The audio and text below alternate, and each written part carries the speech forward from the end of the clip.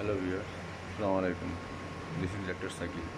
এইমাত্র আপনারা যে সমস্যাটা দেখলেন, এটা বিড়ালের ইউরিনারি ট্র্যাক্ট ইনফেকশন হলে ইউরিনারি ব্লকেজ হয়ে যায়।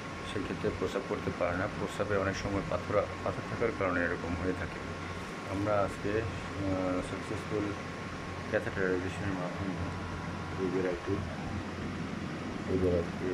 প্রস্রাব আমরা বের করে দিয়েছি। এখন সে অনেকটা রিলিফ। আপনারা দেখেন কতটুকু প্রস্রাব বের করছে।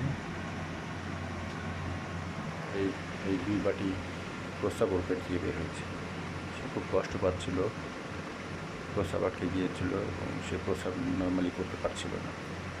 আমরা ক্যাথেটারাইজেশনের মাধ্যমে বিড়ালের ইউরিনারি ট্র্যাক্ট ইনফেকশনের কারণে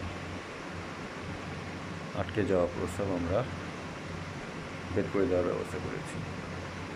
এখন যথাযথ মেডিকেশনের মাধ্যমে তাকে এটা সুস্থ হওয়ার দিকে এগিয়ে নিতে হবে। তো আপনাদের বিড়ালেরও যদি এরকম প্রস্রাব আটকে যায়, তাহলে আপনারা আমাদের সাথে যোগাযোগ করতে পারেন। আমাদের এই চ্যানেলের নিচে আমাদের কন্ট্যাক্ট নাম্বার দেওয়া আছে।